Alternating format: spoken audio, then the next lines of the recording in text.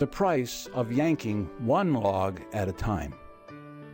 Therefore, we ought to give the more earnest heed to the things which we have heard, lest at any time we should let them slip.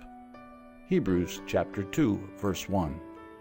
The cultural dynamics of our times threaten the survival of values and family structure.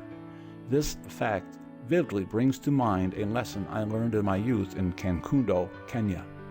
The mud house I grew up in was constructed when I was about 7 or 8 years old.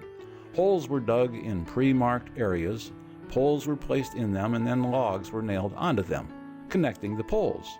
The builders then put stones in the spaces between poles before thatching the structure with mud.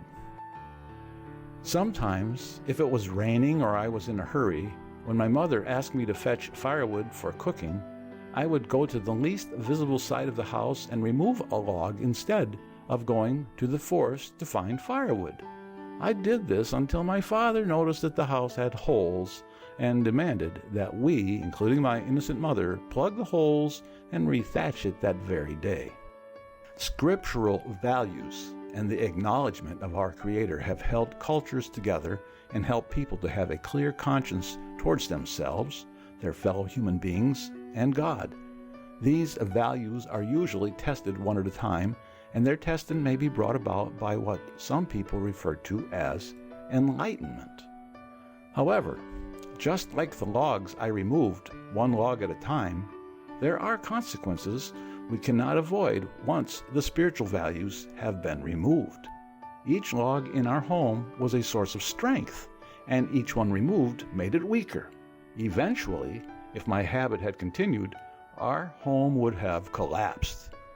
Likewise, if people make continual concessions in their values, the culture will decline until it collapses. Our choices, in the long run, could hurt not only ourselves, but also those we care about.